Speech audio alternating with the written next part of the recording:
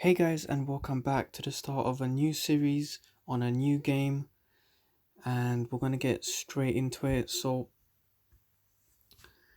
the team we've chosen to start this career mode with is Arsenal, big rivals to my favorite club, Chelsea.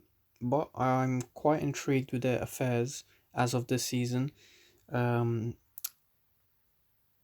as of when this video is made, I think just a day before this video was recorded, um, Arsenal did actually lose against Wolves. So that puts them quite in a predicament in the Premier League table. They don't really sit in a good position, and I thought, why not take on the challenge to improve Arsenal's club? It's been a long time since they challenged for the title, or let alone any major trophy except the FA Cup. So obviously in the first season we are restricted to just Europa League football with Arsenal because they didn't qualify last season for the Champions League. So in terms of European glory, we can the best we can do is a potential Europa League title lift. But the Premier League's is as always will be. We'll be able to challenge for that surely this season. Well, the possibility is there, but I think again, as with any other club I've taken over in difficult circumstances. For example, in the Football Manager 20 edition, we took over Chelsea, and obviously we did have the first season, which was transformational season. We made signings, and we implemented our philosophy, and forged some solid relationships with the players. And then next season, we were straight up challenging for the title. That series is still ongoing, and I plan to finish it soon. But I just wanted to get this video out ahead before we summarized that season, because it still will take a few episodes until we finalize that Chelsea season. So Arsenal, we've done all the tactics. This is what the formation is looking like, but because the assistant manager has been taking over the friendlies, he has been changing up the formation, so I apologize if it looks a bit weird. So with David Luiz, one of the key areas that I'm looking forward to improving on is obviously we got the defense. I think we've got a good player in Tierney on the left side, and we've also got a solid defensive midfielder. Sorry, not central defender in Gabriel. But then the question mark hangs over David Luiz's head. Is he going to be able to keep the consistency, and are we going to need backup? So behind the scenes, prior to starting this recording, I've made a inquiry or a bid for one of the. We've also sold Callum Chambers, by the way, to Cardiff for 8.5 million. So I'm looking to offload some players. Ozil being one of them, just because he doesn't really suit my playing style. Because I like to play with three in midfield. Obviously, I don't really usually like to play with an advanced like this kind of formation I'm talking about. I don't really like to play that. But I think for this, just this match until we sell Ozil and have no need for him, we might have to stick to this for now. For some reason, there's Aubameyang. We'll switch that up. We'll put in Pepe for Willian, and we can put in Martinelli on the left side. Got Willock. So we got some good academy players, that's for sure. So we got a good foundation to start off with.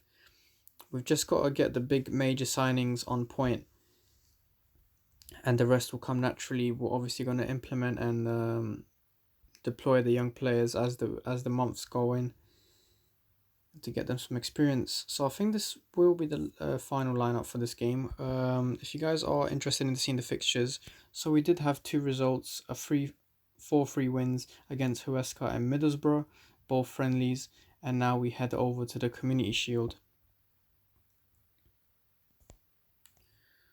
Okay, so I think we're good to go, guys.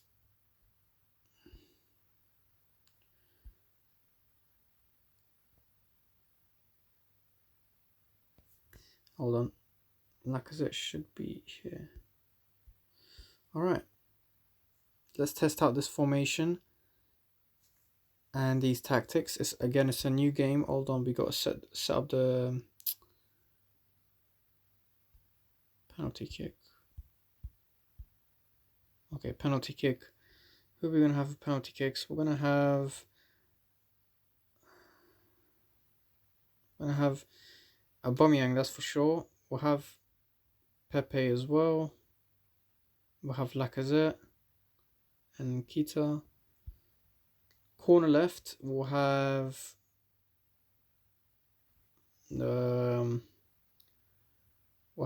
Partey on both sides, and also Özil. Free kick. Wait, what are these? Free kick left, free kick center. So for this, we'll have Özil on both sides.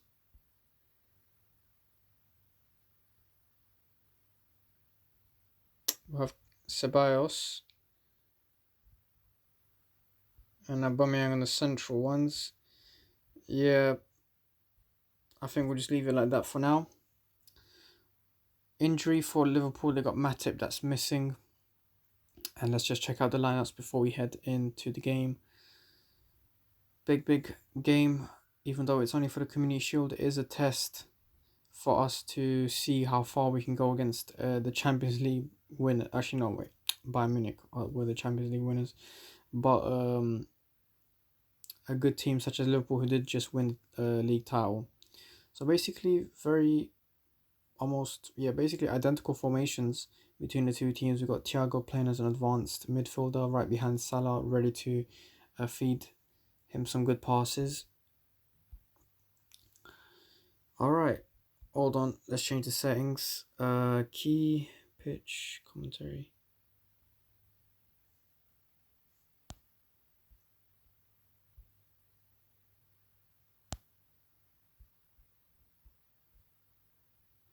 Alright.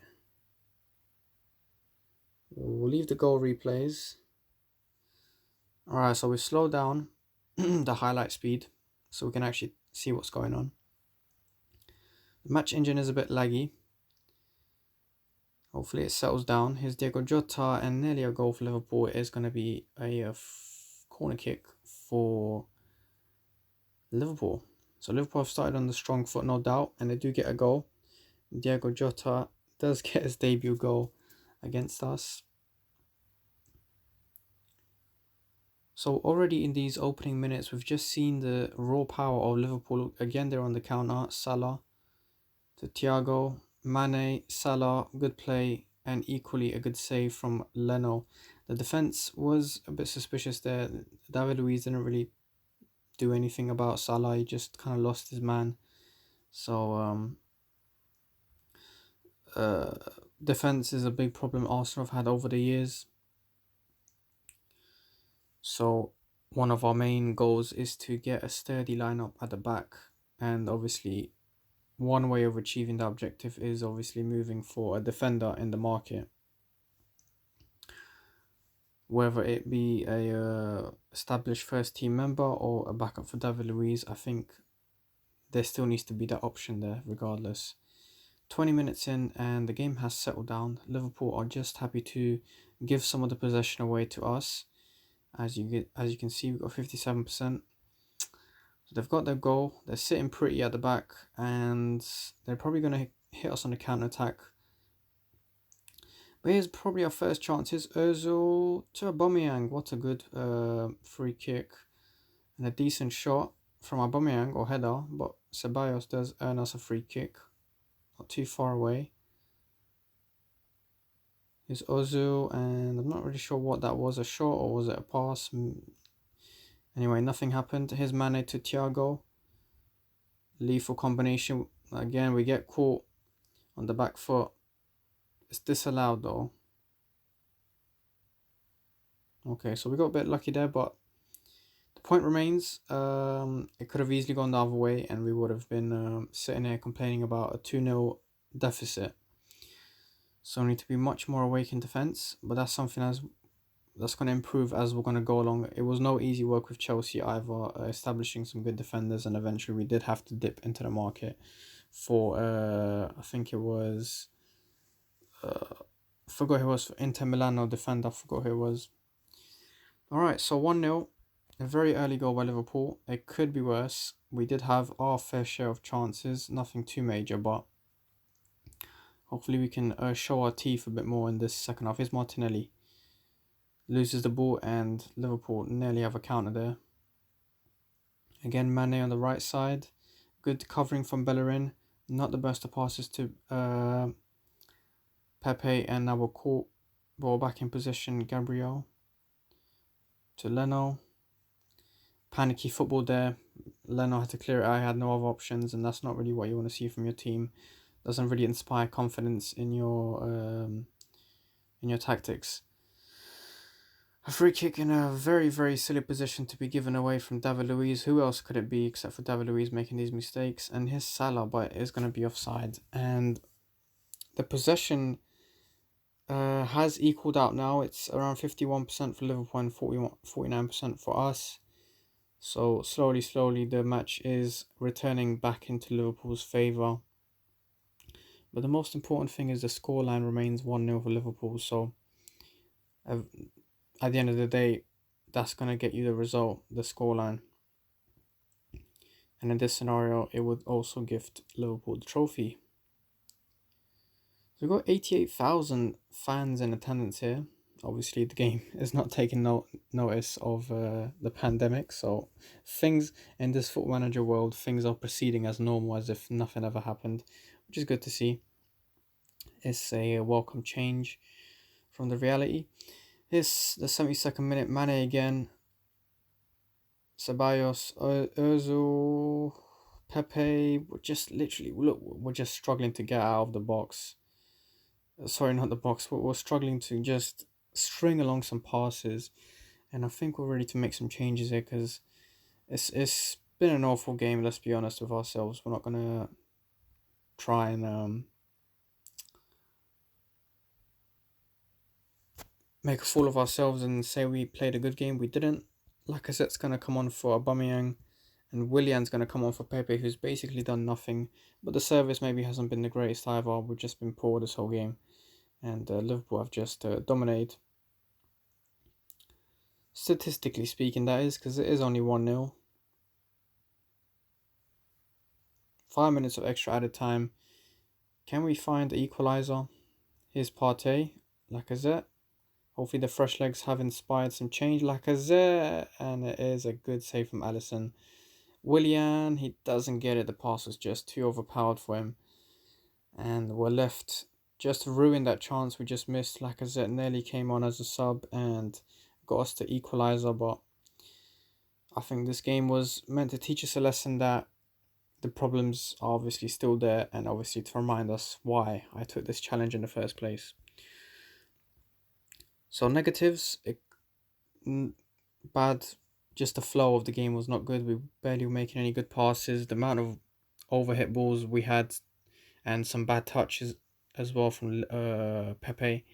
Positives, we didn't concede more than one. As we know, our Liverpool have a deadly counter attacking play, so we can consider ourselves lucky.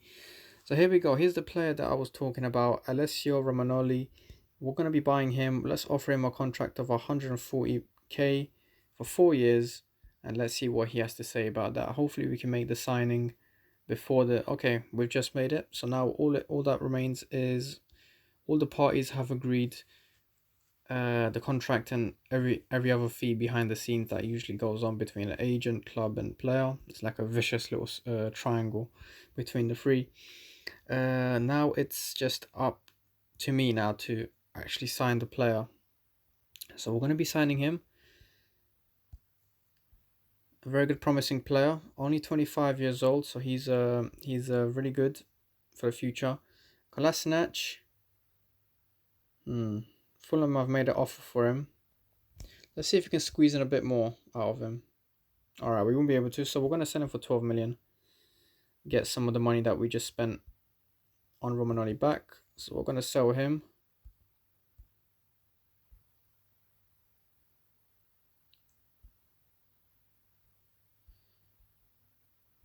Alright guys, so it looks like we're facing Liverpool away, or we just had a 1-1 draw against Bournemouth as I was going through. And now we face Liverpool and then Aston Villa, and probably Aston Villa will be the final game of this episode. So we've just lost against Liverpool 2-0 this time. And now it's time to head to the Premier League, which is in 5 days. And I think...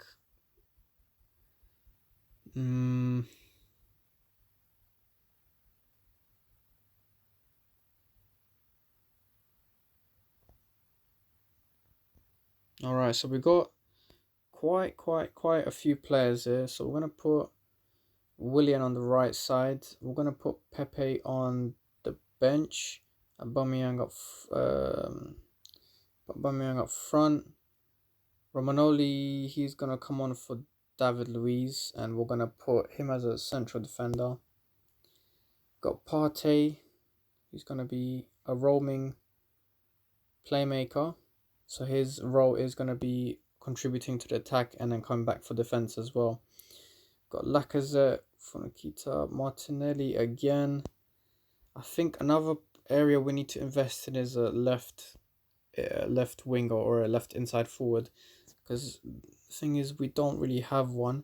We can put on Nelson,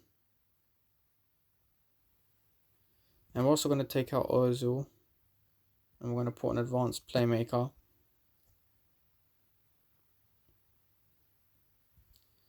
And then we're going to put Ceballos on the right. Who else do we have? Tierney, Saliba, Staffy.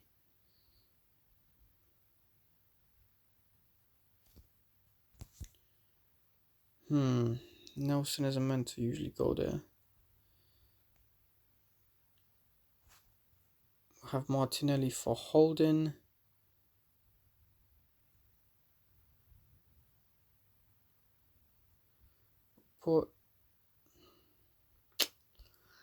I'm a bit of a dilemma because I don't really know who I can trust in that position.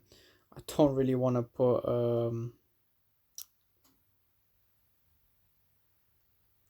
Xhaka for Ozil.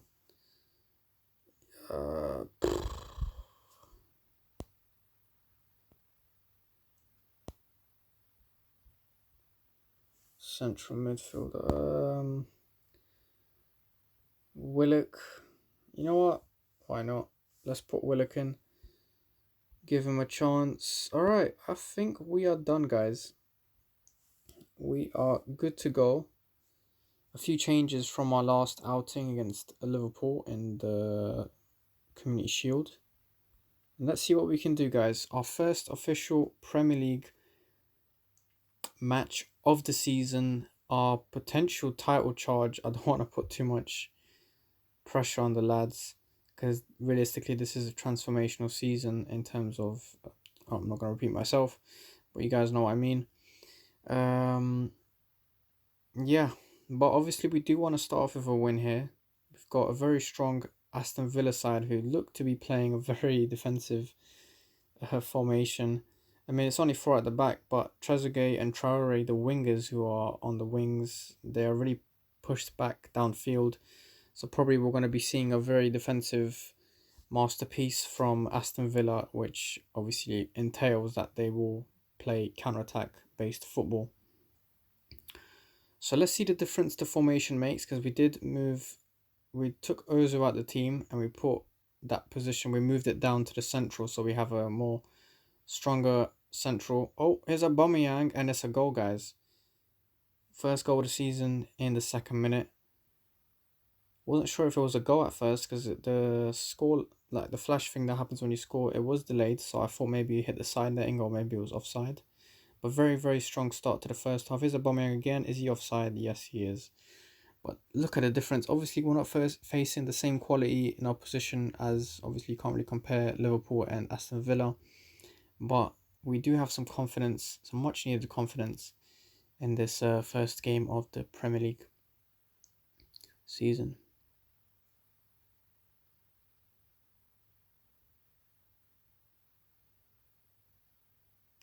Right, here's Willian again down the right side. He's probably going to put a cross in. No, he's not. He gets it back though. Willock. Partey nearly gets his first goal for the club. But what's important is we're back on the attack straight away. Look, some very important balls are winning back. And we just keep going and keep going.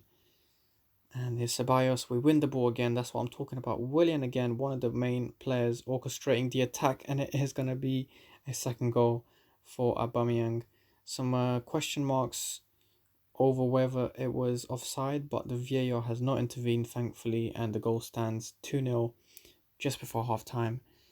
A much needed performance from the players, and hopefully we can only go upwards from here. We get the second half started.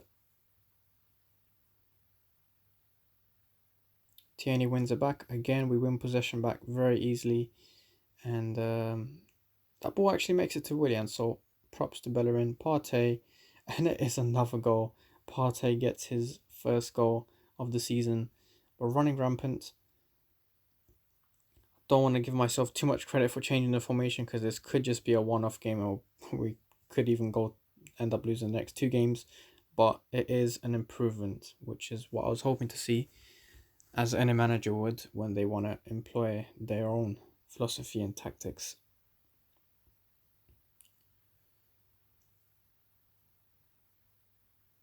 Aston Villa just edging out possession, but in this scenario, I mean, you can't blame us for, wanting to step back a bit, keep up the fitness levels, and it is a penalty for Aston Villa. Gabriel apparently was the culprit here, who tackled someone. Barkley steps up, gets one back for his club, and we might just have a game on our hands. Bit disappointing that, because we were having a really good game, and the penalty just came out of nowhere. Whether it was actual penalty or not, we're never going to know, but we've got to take it on the chin and move forward. Thankfully, we had a 3-0 advantage over the team, so this does nothing really to the game. Alright, so Willian is on a 9. Nelson is on a 6. He's not played that well, perhaps that's not really his favourite position, so we'll put Martinelli in, and we'll also put Pepe for Willian, who's had a wonderful game. He got a 9 rating out of 10, so brilliant from the Brazilian winger. He's done his job, and now he can make way for Pepe.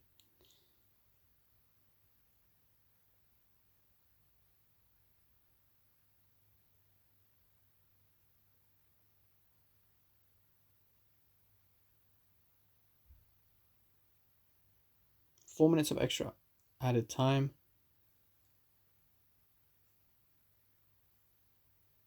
Hopefully it's smooth sailing in these last 3 minutes or so. No surprise goals from Aston Villa, I'm hoping. Here's Partey. He's been a really good outstanding player. Pepe, not the best of passes from Aubameyang. Didn't really give time for Pepe to reach it. But it is a 3-1 win, guys. And we did play away. A very important win. Got a challenge here, a trophy as well. And let's take a look at the other games. So we got Chelsea. They've just beaten Man City 3-2, Everton and Leeds 1-1, Fulham, Southampton 3-1 to Southampton, Leicester win 3-1 against Burnley, Man United win 2-0 against Newcastle, and Tottenham win 3-0, West Ham 3-0, Wolves win 5-1. That's a pretty big result. Pedro Neto. Interesting. All that's left is for Liverpool and West Brom to lock horns, and we'll be finding out the outcome of the result in the coming hours, maybe. Alright, so we got our first team of the week of this new series, of this new season. We've got Willian and Aubameyang in the team of the week, which is good. And you guys can view the other players by just pausing the video. So really, really good really good result. What is for loan? All right, so that leaves us fourth, level on points with basically almost half of the table probably. Wolves are first purely on goal difference, but a very, very good start to the season. Obviously, I don't want to get ahead of myself, but we're facing Chelsea in the next episode, guys, so this should be a really, really good start to the season. But anyway, guys, I hope you enjoyed this video and this new series, and I'll be seeing you guys shortly.